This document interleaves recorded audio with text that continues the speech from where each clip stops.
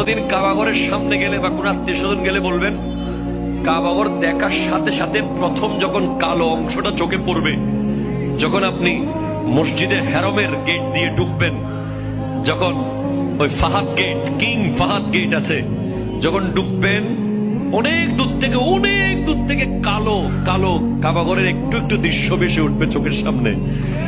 তখন দোয়াটা করবেন, কি দোয়া করবেন কয়টা? যখন কয়টা? একটা দোয়াই কবুল হবে দেখার সাথে সাথে। কাবা ঘর দেখার সাথে সাথে প্রথম যে দোয়াটা করবেন ওটা কবুল করবেন কে? এখন শিখে নেন, অনেক মানুষ জানেন না হিকমত। আপনি একটা দোয়া করবেন, একটাই শেষ, একটা সুযোগ পাবেন আপনি, কিন্তু আপনি এমন এক দোয়া করবেন যেন যতদিন ওখানে থাকেন প্রত্যেক দোয়া কবুল হয়ে যায়। এই হিকমতি দোয়াটা শিখে নেন। আপনি বলবেন, আল্লাহ আমি 10, 12, 15 যতদিন এখানে থাকবো, যতগুলো দোয়া করব সব কবুল করে নিয়েন।